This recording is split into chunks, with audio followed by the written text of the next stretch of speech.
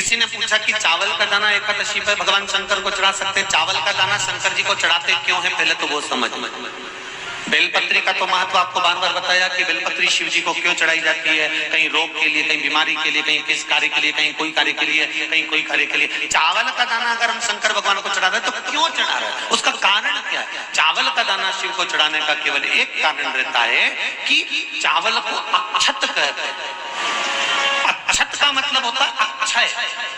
जब हम भगवान शंकर को चावल का दाना चढ़ाते हैं, जैसे बहुत ध्यान दीजिएगा महाराज, बहुत समझने वाली बात है, बहुत ध्यान से। चावल का दाना हमारे मस्तक पर तिलक करने के बाद पंडित जी क्यों लगाते हैं कि भगवान जैसा समय आज चल रहा है, आप पूजन कर रहे हो, पाठ कर रहे हो, दान कर रहे हो, पुण्य कर रहे हो, सत्कर्म कर रहे हो, भजन कर रहे हो, मेरा देव अधिदेव महादेव, मेरा नारायण, मेरा सत्यनारायण भगवान, मेरा राम जी, मेरा विष्णु जी, मेरा भागवत मैया, मेरी रामायण मैया, ब्राह्मण मस्तक पर तिलक लगाने के बाद चावल इसलिए लगाता है कि जैसा समय आज चल रहा है, भगवान तुमको ऐसा ही समय बनाकर रखे और तो ऐसे ही चार चांद लगाते रहो, दान पुण्य संकीर्तन करते रहो, इसलिए मस्तक पर चावल का दाना लगाया जाए।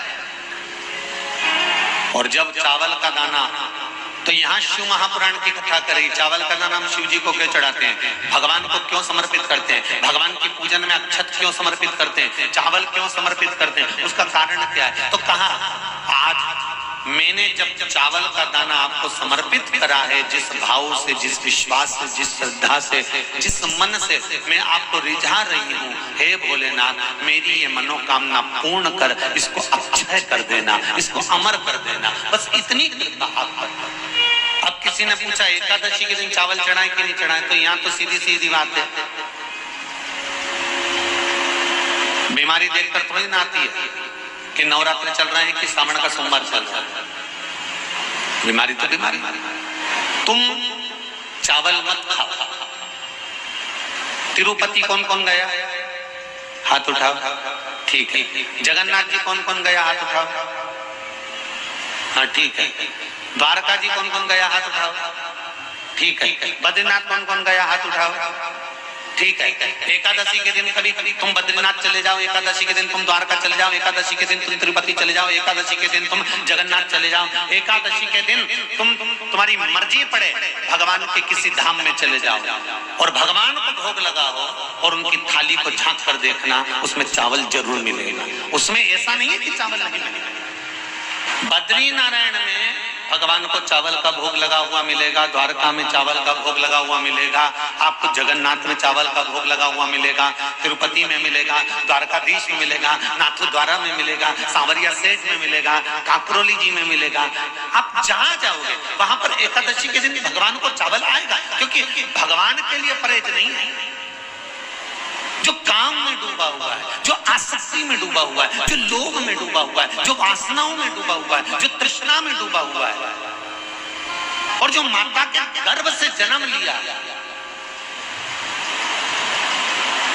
एकादशी के दिन चावल उसको नहीं खाना। एकादशी के माता पिता कौन है? सबसे पहले एकादशी का व्रत किसने रखा था? एकादशी को क्यों चावल नहीं खाते? एकादशी के दूसरे दिन चावल का दाना खाना क्यों जरूरी है? जो माता पिता के गर्भ से, माता के गर्भ से जन्म लिया हो, संसार में जिसका जन्म हुआ हो और मृत्यु लोक में गर्भ की कैद में रहने के बाद जन्मा हो, उसको एकादशी के दिन चावल नहीं खाना चाहिए महाराज। पर यहाँ शास्त्र ये नहीं कहता कि भगवान को चावल नहीं चढ़ाना चाहिए। यहाँ शास्त्र कहता है आप शिव जी को चाहे एकादशी हो, चाहे द्वादशी हो, चाहे प्रदोष हो, चाहे पूर्णिमा हो, चाहे अमावस्या हो, चावल का दाना आप भगवान शिव को समर्पित कर सकते हो। और ज्यादा नहीं, शंकर कभी ये नहीं कहते कि मुझे बहुत सारा चढ़ा। शंकर जी की कथा कहती है कितना, मात्र एक चावल का दाना। हम तो उनसे भी कहेंगे जो लोग कहते हैं ना कि हम आज हमारा सावन का महीना है तो आज हमें भगवान को 1.25 लाख बेलपत्र चढ़ाएंगे, तो कोई कहता हम 1000 बेलपत्र चढ़ाएंगे, तो कोई के हम 5000 चढ़ाएंगे, कोई के हम 50,000 चढ़ाएंगे। मेरा निवेदन केवल इतना है, तुम तो एक चढ़ा। और ये भी जरूरी नहीं है, एक बेलपत्र भी कब चढ़ाई जाती है शंकर भगवान को? जब तुमने किसी एक बेलपत्र का पेड़ लगाया होगा और वो किसी के पेड़ की बेलपत्र तोड़कर शिव को चढ़ाई जाए। यही एकादशी के दिन से जो व्रत साधना करना प्रारंभ करी थी वो सुख देने वाली थी। निवेदन है आपसे, कोई कार्य अटक रहा है, तकलीफ आ रही है, दुख है, लक्ष्मी नहीं आ रही, परेशान हो, 108 बेलपत्र की, जो बेलपत्र होते हैं उसकी, इसको छेद तो करते नहीं है सुई से, बेलपत्र की डंडी को बांधते जाओ 108 बेलपत्र की माला बनाओ और माला बनाकर भगवान शंकर के गले में, शंकर के शिवलिंग को जो चढ़ा देता है उसकी मनोकामना भगवान शंकर पूरी कर देते हैं। अट्टा एकादशी शास्त्र कहता है घर के बुजुर्गों को, घर के बड़ों को, जेठ जेठानी हो, सास ससुर हो, घर में जो तुम्हारी उम्र से बड़ा हो, उसको आज पीला फूल या पीली चने की दाल या पीला वस्त्र, कुछ भी पीली सामग्री आज घर के बड़ों को देना चाहिए। क्यों देना चाहिए? तो शिव महापुराण की कथा कहती है कि जो शुक्ल पक्षी की एकादशी के दिन पीली वस्तु का दान दे देता है, घर के किसी ब्राह्मण को देने नहीं जाना, किसी मंदिर में देने नहीं जाना, आपके ही घर में, आपके ही घर के बड़ों को कोई सी भी पीली चीज का दान कर सकते हो। फूल हो, मिठाई हो, कोई अनाज हो, कोई वस्त्र हो, पीली वस्तु का दान दे। क्यों होगा? क्या होगा उससे? शिव महापुराण की कथा कहती है उससे जिंदगी में कभी बड़ी बीमारी प्रवेश नहीं करती। सनातन धर्म कहता है वट वृक्ष की पूजन करने वाला, वट वृक्ष के नीचे शिव की आराधना करने वाला, लोम समर्पित कर जल चढ़ाने वाले का जैसे कर्ज मुक्ति होती है, उसी तरह आंवले के वृक्ष के नीचे मात्र ताजा मिष्ठान दूध का बनाकर उस सामग्री को भगवान आंवले के वृक्ष के नीचे पूजन करने से लक्ष्मी और संपदा की वृद्धि होती है। जैसे शमी का पौधा, शमी का वृक्ष, शमी के वृक्ष के नीचे मात्र दूध और जल मिला हुआ जल, शमी के वृक्ष के नीचे मात्र ओघड़दानी अवधूतेश्वर महादेव के नाम से केवल हफ्ते में एक बार भी अगर दूध और जल का मिश्रण शमी के पौधे के नीचे कर दिया जाता है तो कहते हैं शरीर में बड़ी से बड़ी अगर बीमारी है, कहीं कैंसर जैसा रोग है या किडनी लीवर जैसा रोग है, कोई भी तकलीफ, कोई गांठ अगर शरीर में हो गई है, तो शमी के वृक्ष के नीचे दूध का जल थोड़ा सा हफ्ते में एक बार अवधूतेश्वर महादेव के नाम से समर्पित कर देने से रोग का निवारण होने लगता है, रोग थम जाता है और आगे नहीं बढ़ पाता और उसका इलाज चालू हो जाता है। बस एक बात का स्मरण रहेगा, आंवले के वृक्ष के नीचे अगर कोई भोग लगाया गया है पा सकते हैं, पीपल के वृक्ष के नीचे कोई भोग लगाया है पा सकते हैं, बट वृक्ष के नीचे कोई भोग लगाया गया है पा सकते हैं। जिस वृक्ष के नीचे भोग लगाओगे पालोगे, पर शमी वृक्ष के नीचे का जो भोग लगाया गया है वो नहीं पाया जाता। शमी वृक्ष का जो प्रसाद है वो आपको वहीं छोड़ना पड़ता है। हमारा हिंदू धर्म, हमारा शास्त्र कहता है, हमारे शास्त्र, हमारे वेद डॉक्टर वर्णन करते हैं कि पीपल के पत्ते को अगर एकादशी और द्वादशी के दिन एक तांबे के पात्र में गला कर रख दिया जाए और उस पानी का आचमन 3 बार करा जाए तो जिसकी नाड़ियां चौक भी हो जाती है, डॉक्टर बोले इसका बाईपास करना पड़ेगा, उसको केवल 3 आचमन पानी एकादशी और द्वादशी को पीपल के पत्ते का कराया जाए तो अंदर की नाड़ियां भी खुल जाती हैं। पीपल के पत्ते का इतना प्रमाण हमारे विष्णु पुराण में पढ़ा है। पीपल के पत्ते का इतना, जैसे चर्म रोगधारी व्यक्ति होता है ना, जिसकी चमड़ी सफेद पड़ जाती है, तो उसको क्या करना चाहिए? केवल हिंदू धर्म में केवल एक पीपल का वृक्ष है जिसका पराग झड़ता है और वो रात्रि को लगभग 10 बजे से 12 बजे के भीतर, 9 बजे से 12 बजे के भीतर पीपल के पेड़ के पत्ते का पानी झड़ता है, उसके नीचे थाली रख देना चाहिए और उस थाली में पीपल के पेड़ के नीचे रख दो और उसका पराग जब झड़ जाए वो पानी को बाल्टी में धो लो और धोने के बाद थाली को उस पानी से 15 दिन, 8 दिन, 20 दिन स्नान करिए, धीरे धीरे चर्म रोग समाप्त हो जाता है। सफेद जो चमड़ी पड़ी वो वापस अपने रंग में आना चालू हो जाती है। कोई डॉक्टर कोई नहीं दिखाना। ये 2 चीजों को याद रखिए, गौदान और एकादशी। श्रीमद वल्लभाचार्य जी ने मायावत का खंडन करा था जगन्नाथपुरी में और श्रीमद वल्लभाचार्य जी ने कहा था एकादशी मरने के बाद मत दो, एकादशी जीते जीते। कहा था कि नहीं कहा था? जीते जी दान करिए। इसलिए जगदीश में, जगन्नाथपुरी में एकादशी उल्टी लटकी हुई है।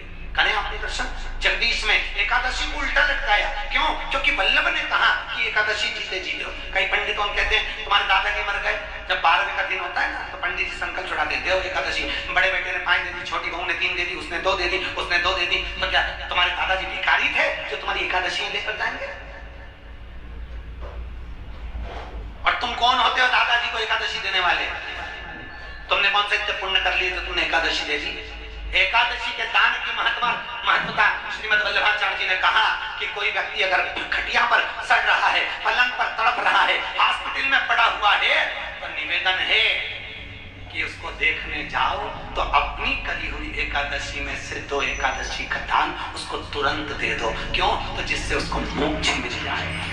मरने के बाद नहीं, क्योंकि मरने के बाद वो 10वें के दिन गरुड़ पुराण में लिखा 10 दिन तक जीवात्मा घर की अटारी पे रहती है।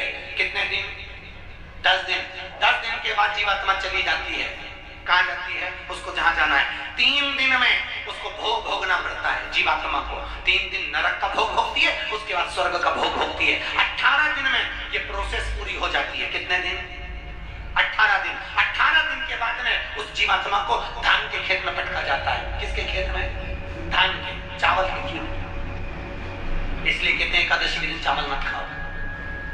कहते कि नहीं कहते? और क्या कहते हैं? द्वादशी के दिन चावल खाना जरूरी है। एकादशी का पालना करना है तो द्वादशी को चावल का एक ग्रास खाओ, तब द्वादशी को चावल खाओगे तो एकादशी लगेगी। चावल नहीं खाओगे तो एकादशी नहीं लगेगी। द्वादशी को चावल खाना जरूरी है। क्यों कहते हैं? क्योंकि धान के खेत में जीव को छोड़ा जाता है, उस धान के खेत में, चावल के खेत में जीवात्मा रहती है। उसको चिड़िया खाती है तो चिड़िया के रूप में जन्म लेता है, मनुष्य खाता है तो मनुष्य के रूप में जन्म लेता है। इसलिए एकादशी के दिन चावल नहीं खाया जाता, क्योंकि एकादशी के दिन हम चावल खाएंगे तो जीव हत्या का दोष लग जाएगा। फिर कब खाना है? द्वादशी के दिन। द्वादशी के दिन क्यों खाया जाता है? क्योंकि हम एकादशी के व्रत करे रहते हैं और पहला घासा जब चावल का खाते हैं तो अपनी करी हुई एकादशी का पुण्य, जितने जीव हमारे मुंह में जाते हैं उनको उसका पुण्य मिल जाता है और उनका फिर जन्म नहीं होता, वो तर जाते हैं, उनको एकादशी का भाग मिल जाता है। इसलिए कहते हैं एकादशी को चावल मत खाओ, पर द्वादशी को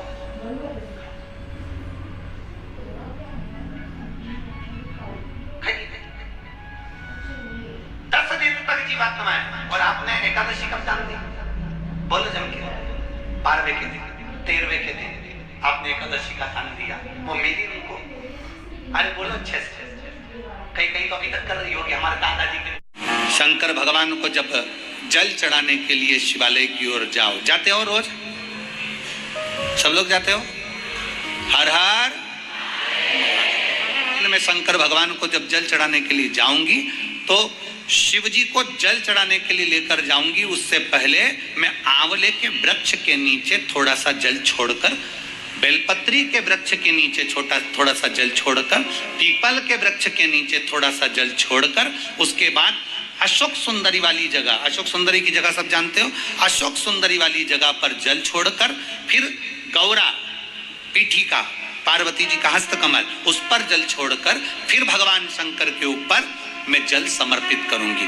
जल चढ़ाने का मुख मेरा उत्तर का होगा, अर्थात आप दक्षिण में खड़े होगे, जल चढ़ाओगे तो उत्तर में बहकर जाएगा।